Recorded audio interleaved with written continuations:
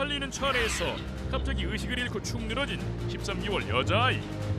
놀란 부모는 형광등이 달린 차량을 보고 급히 도움을 요청했다는데, 순찰 후 부대로 복귀하던 길에 침착하고 신속하게 아이를 살린 4명의 수방사 장병들을 사건 현장에서 만나본다. 네, 가슴 따뜻하고 훈훈한 사연 속의 주인공을 만나는 시간입니다. 함께 사는 세상 시간인데, 약 보름 전이었습니다. 달리는 차 안에서 13개월 된 여자아이가 갑자기 의식을 잃고 축 늘어지는 상황이 발생했는데, 그때 수도방위사령부 헌병단 소속의 군인들이 발빠르게 대처를 해서 이 아이의 목숨을 구했습니다. 상당히 그 당시 보면 아찔했던 상황이었군요. 그렇죠.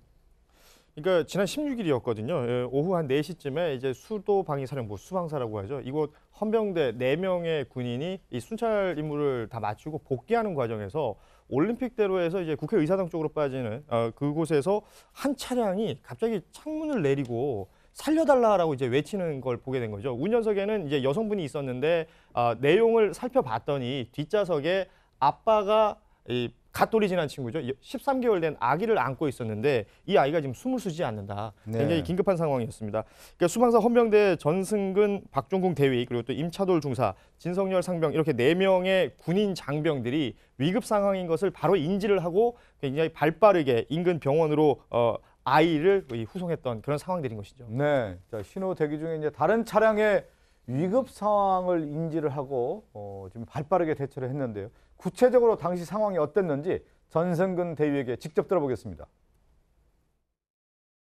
저희가 순찰 임무를 마치고 부대를 복귀하는 과정에서 신호 대기 중이었는데, 올림픽대로에서 국회의사당으로 올라오는 진출로에서 그 아이 어머니가 타고 있는 차량이 급하게 나왔습니다. 그리고 그 아이 어머니가 운전석 창문을 열고 저희한테 이제 도움을 요청하고 있었던 상황이었습니다. 네네. 딱 상황을 봤을 때는 이제 저희가 본능적으로 긴급한 상황이라는 걸 느낌을 받아서 정찰을 하고 어떤 상황인지 좀 파악을 했고, 임차돌 중사가 내려서 뒷좌석을 보니까 아이 아빠가 네. 아이를 안고 있었고, 아이가 의식이 없는 상태에서 얼굴에 청새증을 띠고 있었고 호흡이 없는 상태였었습니다. 이제 임차돌 중사는 이제 심폐소생술을 실시하면서 네. 병원으로 가고 있는 상황이었고, 가장 가까운 여의도 성모병원으로 경광등과 사이렌을 켜면서 이제 호송을 하고 있었습니다. 일단은 아이를 살려야 된다라는 생각밖에 없었고, 그 1분 1초가 좀 시급한 상황이다 보니까 저희는 그냥 아이를 구해야 된다라는 생각밖에는 없었습니다.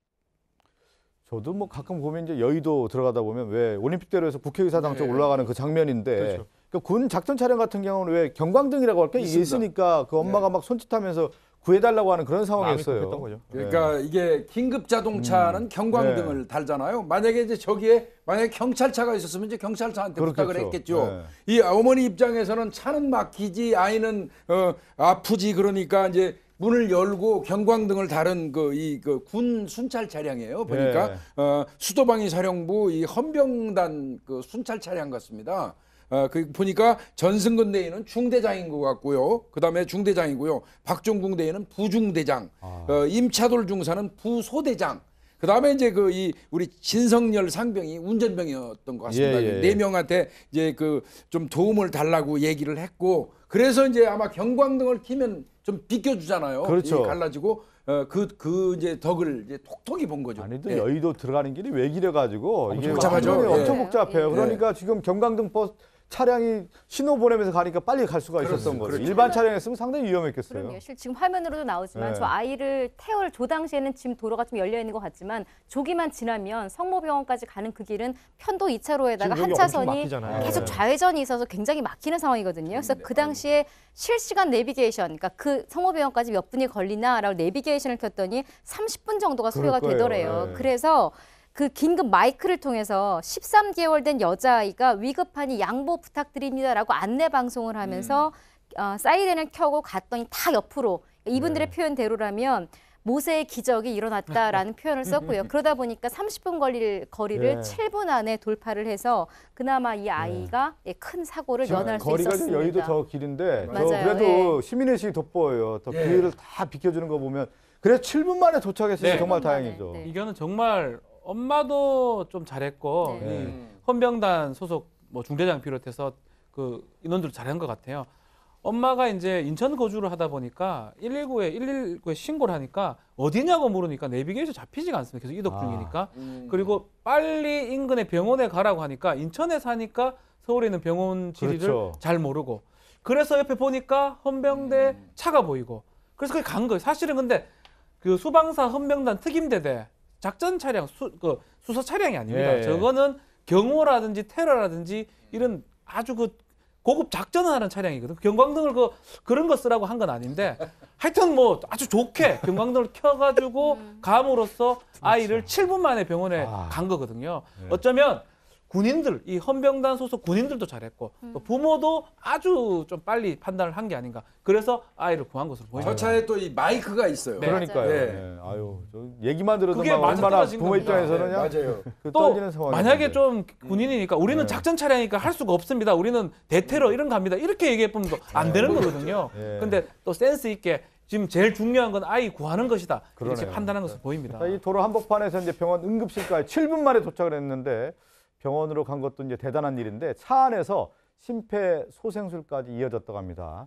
1분 1초가 아까운 시간에 위급한 상황을 벗어날 수 있었던 그런 상황이었습니다.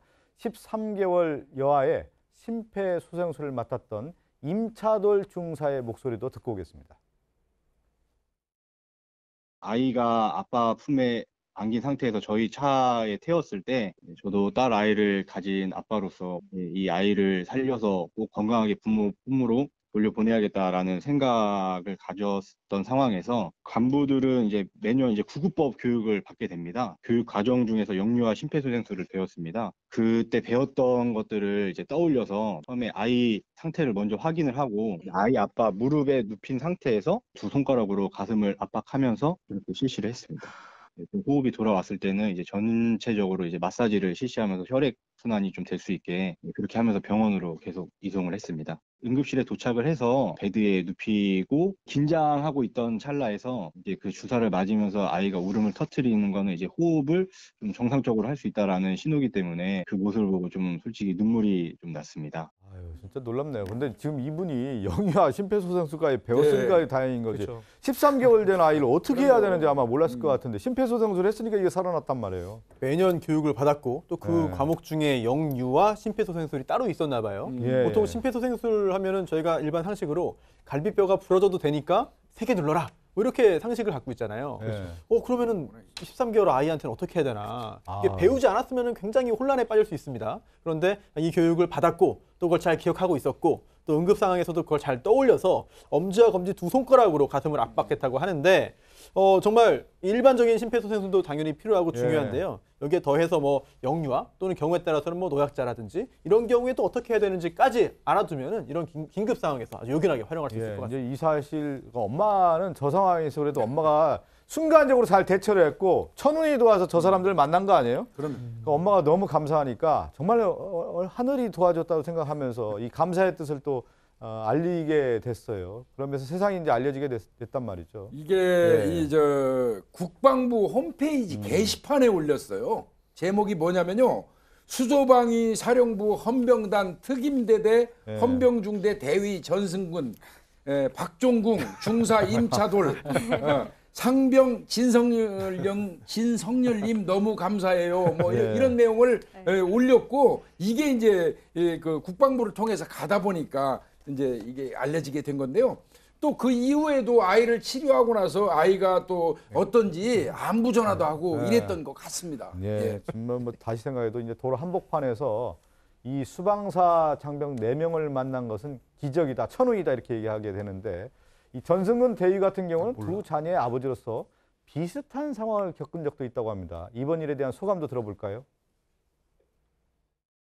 저도 그 6살 그 딸 아이 하나하고 4살 아들 해서 두 아이를 키우고 있습니다. 제 둘째 아이가 사탕을 먹다가 목에 이제 기도가 막힌 경험이 있었는데 네네네. 그때가 떠올렸는지 아이를 구한 것보다는 오빠가 한 가정의 가정을 도와준 것 같다 하면서 굉장히 자랑스러워했었습니다. 그런 경험이 있다 보니까 아이가 아프다는 부모님의 도움에 즉각적으로 남일 같지 않다라는 생각이 들어서 도움을 줬던 것 같습니다. 군인은 이제 국민의 생명과 안전을 지키는 게 기본 자세입니다. 저희는 단지 그 기본에 충실했을 뿐인데 이번 일로 인해 국민들께서 더욱 우리 군을 믿고 신뢰해 주시고 응원해 네. 주시길 좀 바랍니다. 진짜 아이 키우다 보면 떡 먹다가 무슨 사탕 먹다가 걸리는 경우들이 있는데 그런 네. 위급한 상황 이제 경험이 있다 보니까 남의 일 같지 않고 또 군인으로서 역할을 충분히 했다고 하는데 내일 그 큰 상도 이 네 분들 받는다고 합니다. 원래 상을 좀 받았어요. 네. 수방사령관 삼성장군입니다. 중장이죠. 수방사령관한테 4명 상을 받았는데요. 뭐 수방사령관은 표창장이니까 그거 말고 조금 더 사회에 주는 상을 하나 받았습니다. LG 의인상 이거 많이 들어봤을 거예요. LG에서 이렇게 구본무 회장이 2015년부터 사회에 의인 행동을 했던 사람들한테 상을 주면서 상금도 주는 그 상인데요. 이 LG 의인상도 지금 이 네 장병들이 네. 받게 됩니다.